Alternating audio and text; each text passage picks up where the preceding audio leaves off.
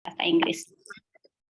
Kita mulai, izinkan saya memberikan ucapan selamat kepada seluruh wisudawan, pada adik-adik calon wisudawan karena telah selesai menyelesaikan studi kalian dan akhirnya ya lepas satu chapter in your life, kayak you comes to another chapter. Ini bukan berarti bukan selesai perjuangannya, baru akan mulai ya. Oke, so izinkan saya untuk share screen.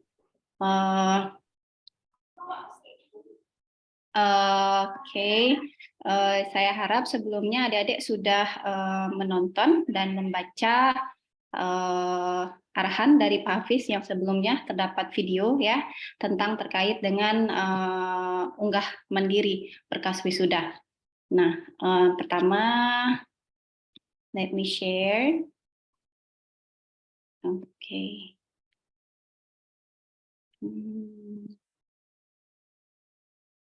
Oke. Kalau adik-adik sudah nonton, saya langsung saja ke yang intinya. Oke, jadi di dalam mekanisme unggah mandiri berkas wisuda ini terdapat 7 langkah kurang lebih ya yang harus adik-adik lakukan sebelum unggah berkas mandiri periode berkas-berkas wisuda yang diperlukan. Yang pertama yang harus adik-adik lakukan adalah siapkan folder berkas wisuda. Nah, contohnya seperti, nah ini dia. Oke, siapkan folder berkas wisuda. Folder ini berisi 4 subfile. Yang pertama score to fall tadi yang sudah dijelaskan oleh Pak Hafiz. Kalau mahasiswa kita pendidikan bahasa Inggris itu minimal 475. Terus juga ada bukti bebas pustaka nanti dari staf pustakawan kita. Yang ketiga ada bukti upload artikel, itu minimal kalian sudah mendapatkan LOA dari pengurus jurnal artikel.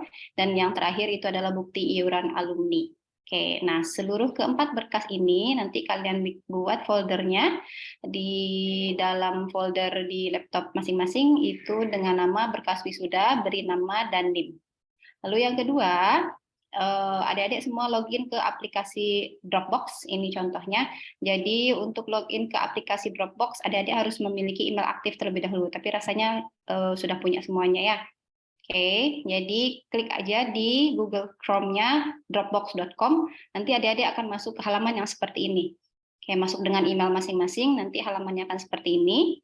Dan caranya adalah yang ketiga, setelah adik-adik login di aplikasi Dropbox, adik-adik masuk ke dalam upload folder. Arahkan kursor ke item upload folder, lalu pilih folder, cari folder yang tadi sudah dipersiapkan sebelumnya. Contohnya seperti ini, misalnya saya akan mengupload file-file berkas wisuda saya yang sudah saya persiapkan sebelumnya, 4 softfile tadi. Klik upload, nah pilih folder, lalu cari di mana itu folder yang adik-adik simpan. Misalnya kalau saya taruh di sini. Oke.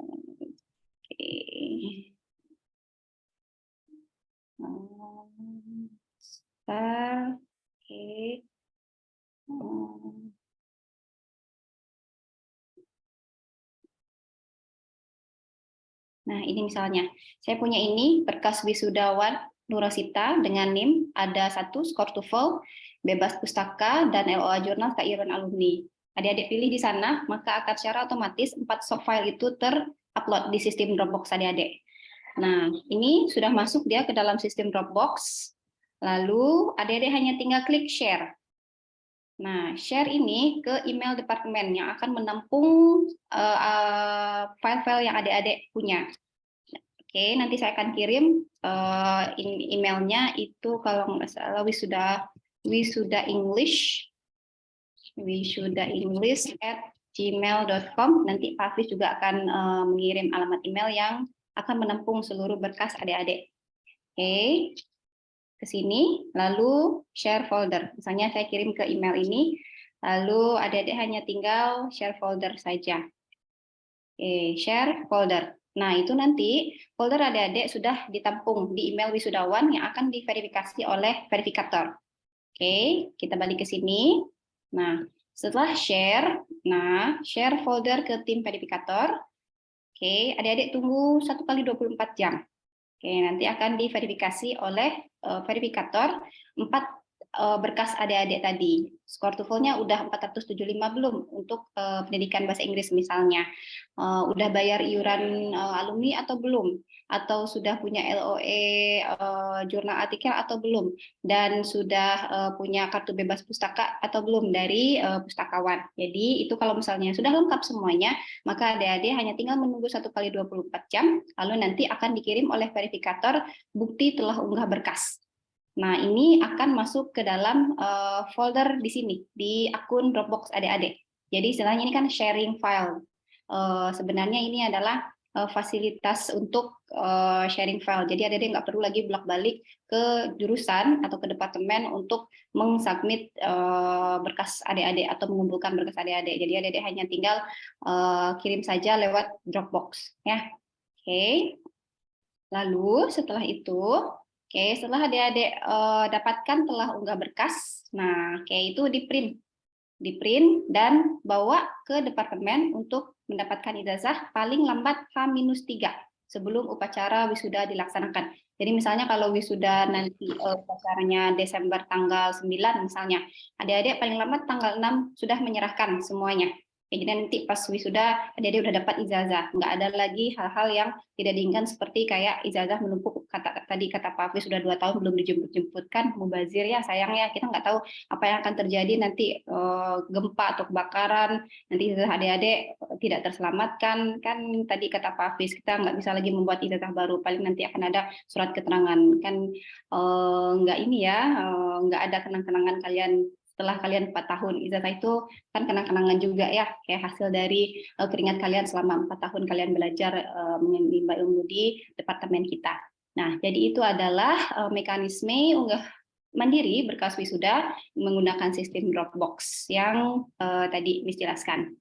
Terus yang tadi juga Bapak juga menjelaskan tentang submit jurnal artikel. Jadi di departemen kita memiliki 3 jurnal artikel. Itu yang pertama adalah English Language and Literature. Ini untuk mahasiswa NK. Terus kita juga ada English Language Teaching. Ini untuk mahasiswa kependidikan bahasa Inggris. Dan ini ada Omyage. Ini adalah untuk kependidikan bahasa Jepang. Nah, yang paling sering adalah kalian salah alamat untuk yang non kependidikan dengan yang kependidikan. Seharusnya jadi perlu diperhatikan bahwa yang kependidikan bahasa Inggris, wisudawan kependidikan bahasa Inggris, pastikan kalian mensubmitnya di English Language Teaching, bukan di English Language and Literature. Kan kemarin juga masih ada kasusnya yang salah kamar, ya salah alamat. Jadi pastikan di sini kalian submit. Ya, saya rasa kalian udah tahu ya cara submit jurnal. Lalu pastikan juga bahwa artikel kalian itu sudah sesuai dengan template.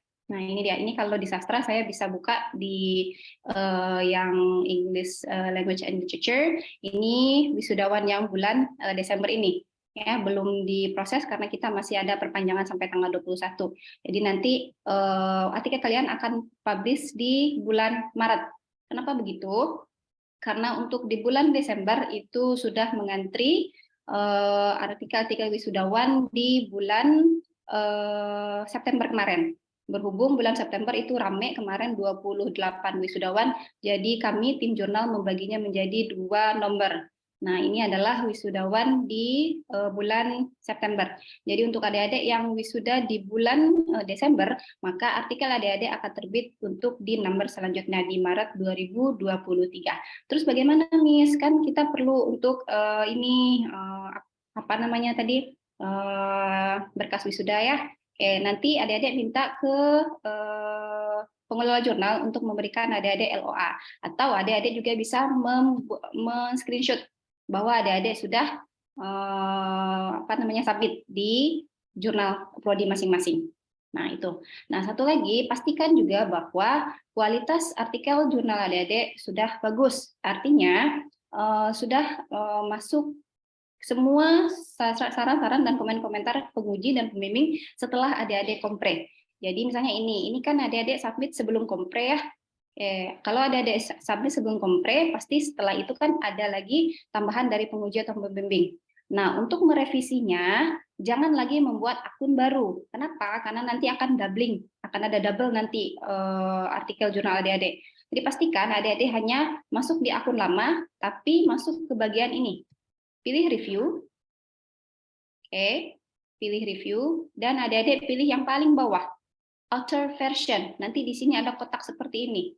Nah, adik-adik masuk di sana, artikel jurnal adik-adik yang sudah final, artinya sudah revisi akhir setelah kompre. Nah, itu nanti yang akan diproses oleh tim jurnal. Jadi bukan lagi artikel adik-adik yang adik-adik submit sebelum kompre, tapi adalah artikel jurnal yang akan diterbitkan adalah artikel jurnal yang sudah adik-adik revisi pasca kompre, artinya final, sudah bersih. Nah, nanti itu yang akan kita proses melalui proses reviewing dan editing. Nah, itu untuk yang artikel jurnal. Pastikan sesuai template. Ini sebelah kanan template-nya. Kalian bisa kalian bisa download template-nya. Atau kalau misalnya ragu, bisa juga melihat contoh-contoh artikel yang sudah publish sebelumnya. Oke, jadi disesuaikan template-nya, karena masih ada kasus yang template-nya tidak sesuai. Itu akan menyebabkan workload yang berlebih ya kepada tim jurnal, karena sebaiknya tim jurnal hanya akan mengedit dan nggak lagi mengacak-acak template lagi. Jadi kami harapkan adik-adik yang punya inisiatif tanggung jawab sendiri atas artikel jurnal adik masing-masing. Oke, ada pertanyaan? Saya rasa cukup, Bapak. Kalau adik-adik ada pertanyaan, silakan. Baik, terima kasih Bu Nursita atas pemaparannya tentang unggah mandiri berkas untuk persyaratan wisuda di departemen ya. Jadi saya ulangi kembali, pertama berkasnya itu adalah skor TOEFL 475 dan 400 untuk yang bahasa Jepang. Yang kedua adalah bukti sudah menyerahkan revisi tesis yang diterima oleh perpustakaan dan ada bukti bebas pustakanya. Yang ketiga adalah submit jurnal, disampaikan Ibu Sita tadi. Yang keempat adalah scan bukti transfer iuran alumni yang 100.000 yang dibayarkan ke Bank Nagari tersebut.